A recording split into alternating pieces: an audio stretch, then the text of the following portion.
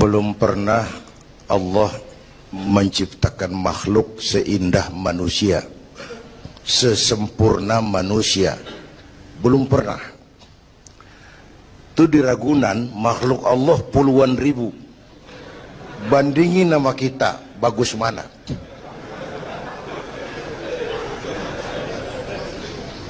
Ada makhluk Tuhan tuh yang disebut malaikat, diciptakan dari cahaya, immaterial, dan karena itu tidak perlu material. Malaikat diberikan akal tapi tidak diberikan nafsu. Kalau malaikat selalu benar, nggak istimewa.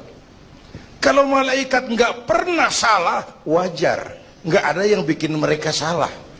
Material nggak perlu, seksual nggak perlu, sama duit budek, sama perempuan kagak open.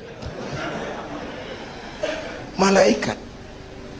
Sebaliknya ada makhluk Allah yang namanya binatang, diberikan otak tapi tidak diberikan akal. Mereka hanya diberi nafsu. Sapi kalau dia ngelihat rumput, nggak usah nanya ini rumput halal apa haram, nggak usah. Ayam jago kalau sudah datang syahwatnya, nggak usah nengok ini banyak orang apa enggak, nggak usah. Dan itu wajar binatang. Nah yang ketiga kita manusia nih, makhluk paling kompleks, diberi akal, diberi nafsu. Tiap hari sejak bangun tidur sampai tidur kembali terjadi pergolakan perjuangan antara bisikan akal dan nafsu. Kadang akal menang, kita naik jadi malaikat, cuman potongannya manusia. Kadang nafsu menang, kita turun lebih kayak binatang, bahkan lebih rendah daripada binatang, lebih buas daripada binatang. Buas-buasnya sapi, makanannya cuma rumput. Manusia kalau sudah buas itu aspal, kabel telepon, minumnya solar.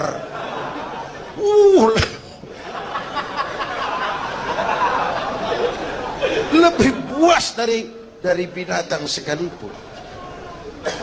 Agar akal bisa mengendalikan nafsu, Allah menurunkan agama. Bukan menghilangkan, mengendalikan, mengatur.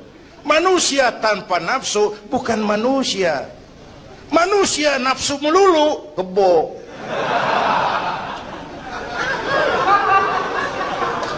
Islam nih, agama nih nggak ngilangin nafsu, ngatur supaya sesuatu pada tempatnya. Jangankan hidup berkehidupan, pakai kopiah saja mesti ada caranya tuh. Ya, ada cara ceramah ya gini, dagang miringin dikit, main gaple begini.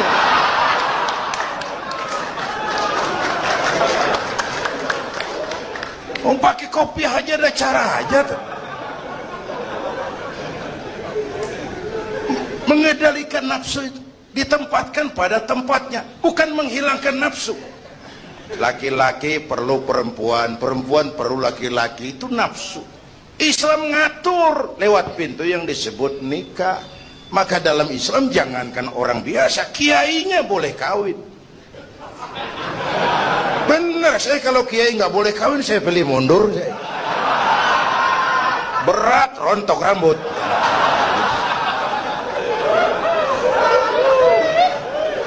Ngatur.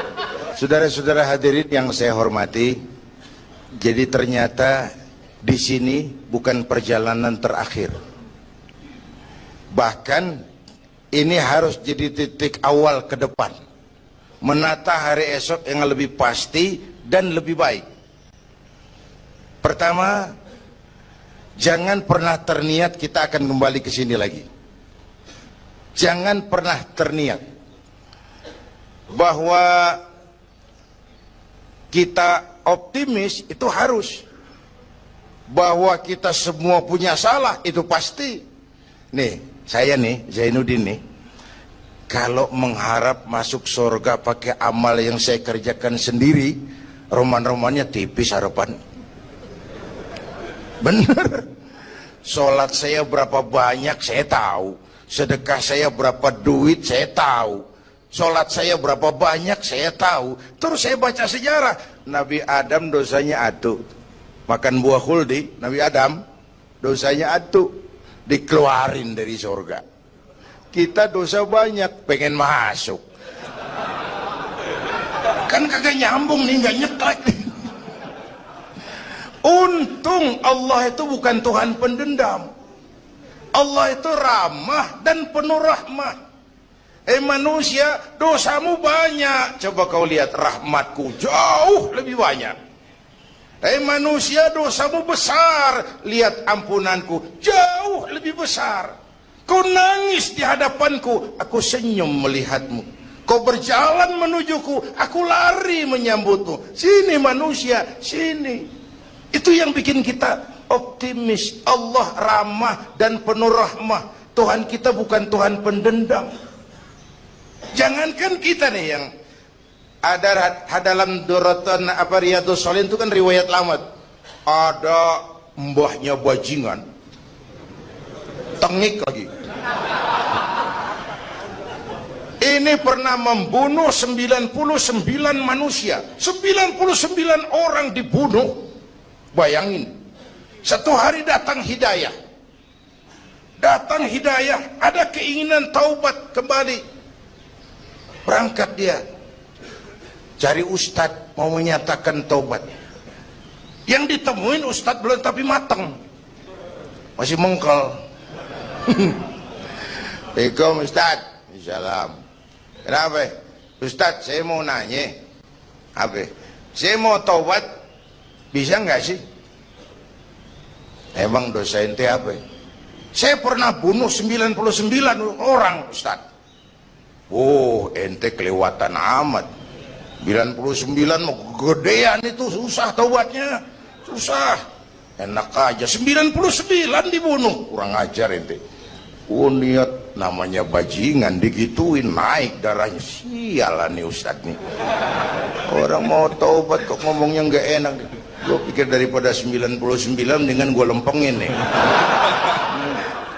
Akhlakul karimah itu kriterianya itu langsung dari Allah. Jadi bukan manusia yang menentukan sesuatu itu baik, benar, salah. Itu hak prerogatif Allah. Nah, akhlak ini lebih lengkap, lebih sempurna daripada daripada adat misalnya. Anak muda yang lewat di depan orang tua membungkukkan badan, itu dianggap sudah cukup beradat, tapi belum tentu berakhlak. Niatnya apa dia membungkukin badan? Ngelihat kaki-kaki udah bongkok. Tergantung niatnya. Secara adat dia sudah beradat, tapi belum tentu berakhlak. Bergantung motivasinya. Oleh sebab itu dalam Islam, akhlak itu 3. Pertama, akhlak kepada Tuhan. Ini yang terpenting dan ini pondasi. Akhlak kepada Tuhan itu intinya 2. Jangan menyekutukannya dengan sesuatu pun, jangan menyembah kecuali hanya kepadanya. Itu. Berakhlak apa tidak kita kepada Tuhan, kelihatan dari 2 ini. Jangan menyekutukannya dengan sesuatu, jangan menyembah kecuali hanya kepadanya. Itu sumber nilai akhlak. Jangan menyekutukan Tuhan dengan terang-terangan atau remeng-remeng. Kadang-kadang kita terang-terangan enggak, remeng-remeng kejebak. Gue entak pakai cincin ini nih, tuh, cincin dah. Gue entak pakai cincin ini nih. Jangan anak perawan, nenek-nenek lihat gue lemes. Nenek-nenek ya lemes. Nah, jangan menyembah kecuali hanya kepadanya. 1. Yang kedua, akhlak kepada sesama. Baik sesama muslim, non-muslim, dan seterusnya. Yang ketiga, akhlak kepada lingkungan. Ini sama pohon ini kan kita harus berakhlak. Sama air kita harus berakhlak. Satu saat kampung saya banjir. Saya ngomong sama engkong saya. Kong banjir kong. Kata engkong saya, biarin. Bukan salah air. Habis, salah lo. Salah kita bagaimana? Lah, lo tempat air lo tempatin. Yang punya tempat datang dia kagak ngerti. Ini tempat gua di sini nggak beda lo. Banjir. Artinya apa? Di Jakarta ini kita nggak ngasih tempat buat air. Pantas dong dia ngayap kemana-mana. Al-Quran mengajarkan wa tilkal ayyamu nudawiluha bainan nas Hari itu kami putar di antara manusia. Tidak ada yang tetap. Segalanya pasti berubah. Sehingga para filosof bilang yang tetap adalah perubahan. Yang tetap adalah perubahan. Ada saat datang, ada saat pergi. Ada hari dilantik, ada saat menyerahkan jabatan. Ada saat berdiri, ada waktunya duduk. Semua datang dan pergi silih berganti. Dalam proses perubahan itu sering terjadi pergeseran nilai. Ya Bu? Apaan? Serius banget. Emang kudu serius. Dalam perubahan itu sering terjadi yang disebut pergeseran nilai. Sebab apa? Sebab Al-Quran sudah memberikan indikasi. Kalla innal insana la yatgha ar-ra'ahus taghna. Manusia sering lupa diri apabila melihat dia berada dalam posisi yang mapan. Baik kemapanan itu karena kemampuan intelektual, karena kekuatan materi, atau karena faktor kekuasaan. Dikala itu orang sering lentur dan luntur, mengalami proses degradasi. Banyak orang tadinya dengan lantang teriak berantas korupsi, ganyang korupsi, cuma karena belum dapat kesempatan. Begitu dapat kesempatan, korupsinya lebih gila dari yang diteriakin. Ada nggak yang model begitu? Di luar negeri. Di luar negeri, luarnya lagi malah. Terjadi proses degradasi. Makanya saya sih ngarepin ini menteri-menteri kabinet baru kayak yang kemarin dilantik, DPR baru, saya ngarepin waktu dilantik tuh baca doanya nawaitu sauma godin. Niat puasa dulu deh. Ini negara lagi kurang tapi bagus, ekonomi masih gonjang ganjing, rakyat masih Senin Kemis. Nawaitu sauma godin dulu deh. Nunda dulu, nunda tempe boleh habis maghrib.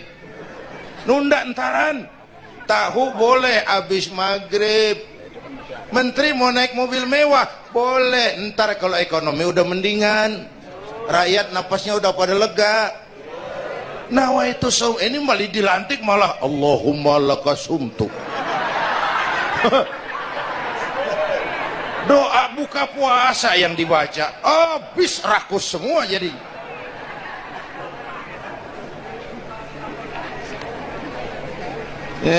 Dengerin ngikutin senturi ya. Ban bingung kita.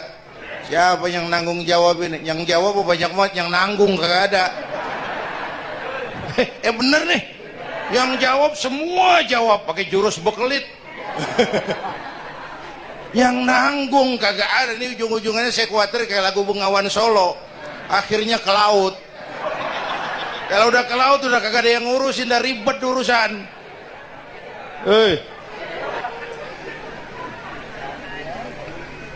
Kita ini sekarang banyak yang merasa pinter tapi tidak pinter merasa. Akibat era informasi kita banyak tahu tapi nggak tahu banyak. Coba dong, siapa aja ngomong apa aja diomongin, begitu dia dalemin, gue juga katanya. Banyak tahu tapi nggak tahu banyak. Merasa pinter tapi nggak pinter merasa. Orang tuh kalau merasa pinter yang timbul keangkuhan. Tapi kalau pinter merasa yang timbul kebijakan. Ayolah, nah itu sama godin sebentar kok, nunggu maghrib deh. Kalau ekonomi udah beres, rakyat hidupnya udah rada mapan, itu menteri mau pakai mobil mbahnya mewah, masa bodo amat. Ya, dong menteri-menteri di Inggris harga mobil dinasnya 200 jutaan. Padahal Inggris yang bikin Rolls Royce, Inggris bikin mobil Bentley, Inggris bikin mobil Aston Martin. Aston Martin itu merek parfum apa mobil pakai? Hah? Merek parfum apa mobil? Merek mobil bang. Itu Aston Martin yang dipakai James Bond itu. Oh iya. Punya pakai? Gue juga katanya.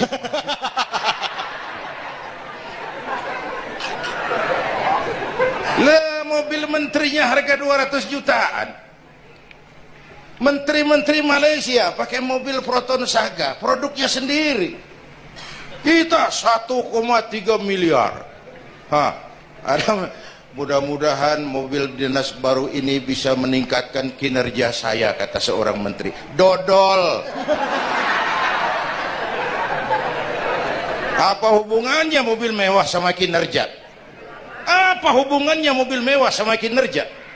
Kalau memang mental bajai, biar naik Mercy juga selandang-selandang nggak karu-karuan. Mental.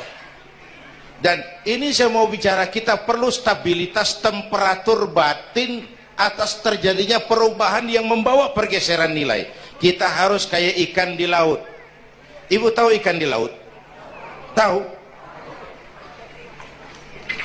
Itu katanya ikan di laut udah Kristen semua, sebab yang paling gedenya paus.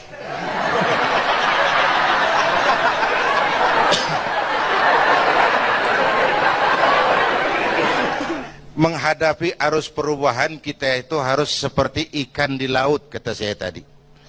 Ikan di laut biar 3 tahun berendam di air asin, nggak ikut jadi asin tuh ya. Kenapa? Karena dia hidup. Ikan yang hidup 3 tahun berendam di air asin nggak ikut asin. Tapi begitu dia mati, ikan mati mah bagaimana keadaan? Digarmin asin, diasemin asin. Ikan mati. Orang yang jauh dari agama, jiwanya mati. Kalau jiwanya mati, gampang diasem garmin lingkungan. Dekat sama ustadz, kalem kayak ustadz. Dekat sama tukang mabok, teler aja lagi. Gue sih bagaimana yang nyampor aja gue mah. Gampang diasem garmin lingkungan. Tapi orang yang jiwanya hidup, silakan buka tempat pelacuran di samping rumah saya, pantang saya ikut. Silakan buka tempat judi di depan rumah saya, nggak bakalan saya ikut. Silakan buka minuman keras di belakang rumah saya, nggak bakalan saya ikut. Jiwanya hidup. Dan jiwa akan hidup kalau agama hidup di hati kita. Kita tidak bisa menghindari perubahan. Kita tidak bisa menghindari arus persaingan. Sekarang ini jangankan dagang, jadi kiai juga kalau nggak sanggup bersaing. Ini bahasa kasar tapi jujur. Curhat. Karena sekarang orang hidup di zaman banyak pilihan. Pergeseran nilai pastilah terjadi. Dulu tahun 60-an Betawi nih, sebelum listrik masuk desa, asal sore habis maghrib kita jalan masuk kampung, berasa banyak Islam tuh. Berumah sono anak muda lagi pada baca Yasin, belah sono yang sono lagi latihan barzanji, belah sono ibu-ibu mengempet ngapalin sifat 20. Dulu tuh masih rumah gelap, belum ada listrik ya.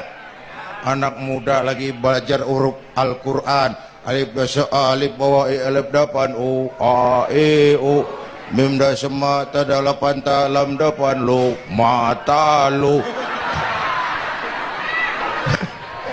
Berasa. Nah, begitu masuk listrik, rumah pada terang, terjadi pergeseran nilai. Apa yang kita lihat? Televisi main gede-gedean. Ya, ya, ngaku lu ngaku. Suara Al-Quran sepi. Jangankan yang baca barzanji, yang apal sifat 20, yang baca Quran pun sepi. Ini pergeseran nilai. Dulu sosial kontrol tajam, Pak. Orang peduli sama lingkungan. Dulu, sekarang lu gue. Ya, ya. Dulu kalau ada anak gadis hamil di luar nikah, aib, malu selebar kampung. Sekarang makanan hari-hari. Benar-benar nih. Ibu-ibu lebih menghargai selingkuh daripada poligami. Ayo ngaku. Yang bapaknya senyumnya lebar banget nih Pak. Yang bapak. Terjadi pergeseran nilai. Nah, kita ingin pergeseran nilai itu yang positif, bukan yang negatif. Nah, supaya bisa kita harus punya filter. Ini kan abad entertain, Pak. Orang pandai membangun pencitraan sekarang ini. Karena rakyat kita, umat kita ini kan sekarang kayak daun kering Pak, gampang dikumpulin, susah diikat, berisik, gampang dibakar. Cepat heran, gampang kagum. Masyarakat mall nih, ibu-ibu nih, coba asal ada mall baru, rame-rame aja berangkat. Belah sono buka, rame-rame dia ke sono, kagak belanja, numpang heran doang. Ke sono heran, kemari kagum. Ini dimanfaatkan oleh ahli entertain, pandai membungkus, membangun opini, membangun pencitraan. Maka kita harus punya filter. Menghadapi arus perubahan harus punya stabilitas temperatur batin. Apa konsepsi dasarnya? Agama, Bu. Kekuasaan kalau jatuh ke tangan orang beriman, aman. Ilmu kalau jatuh ke tangan orang beriman, manfaat. Harta kalau jatuh ke tangan orang beriman, manfaat, rahmatan lil. Tapi kekuasaan jatuh di tangan orang yang jauh dari iman, Fir'aun kan dulunya cuman raja Bang, cuman kelamaan jadi raja, nggak ada yang nandingin, akhirnya lupa daratan, ngaku jadi Tuhan. Ana rabbukumul a'la, aku Tuhanmu yang paling tinggi katanya. Dihadapi oleh Musa. Dulu mah adu sihir, sekarang pan adu konsep. Itu cuman beda versi aja. Dulu adu sihir, sekarang adu visi dan misi. Polanya sama, begitu orang tuh dikenal dari visi dan misinya. Akhirnya Fir'aun mengangkat diri jadi Tuhan, ditenggelamkan di Laut Merah. Begitu udah cengap-cengap napas sampai tenggorokan, baru amantu bi Rabbi Musa wa Harun. Aduh, kalau begini saya juga percaya sama Tuhannya Musa.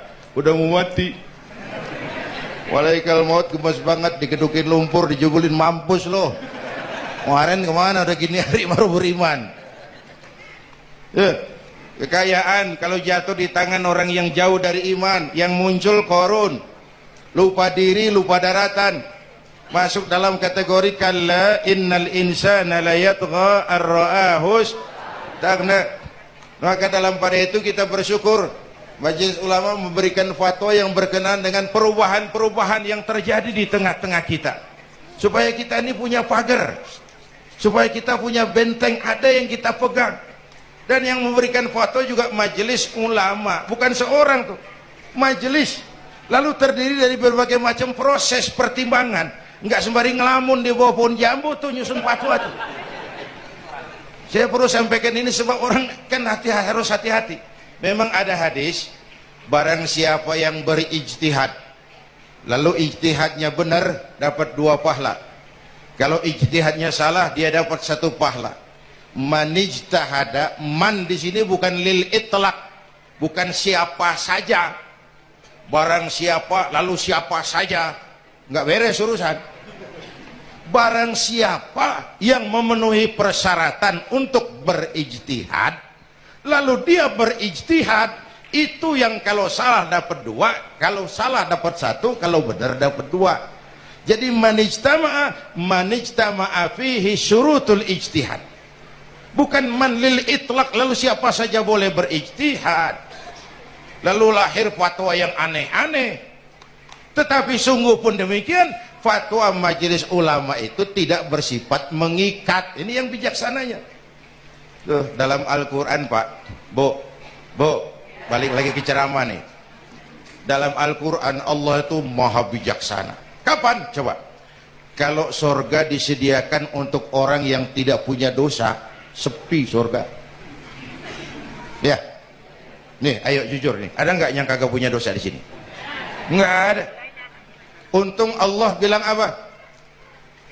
Wa amma man sakulat mawazinuhu fahuwa fi 'ishatir radiyah. Orang yang timbangan kebaikannya lebih berat dari timbangan kesalahannya. Bukan nggak punya salah. Orang yang timbangan kebajikannya lebih berat dari dosanya, bukan nggak punya dosa, ya. Tapi lebih berat, kan itu yang kita harapin. Ada dosa, ada salah, iya, tapi timbangan kebaikan lebih berat daripada timbangan kesalahan.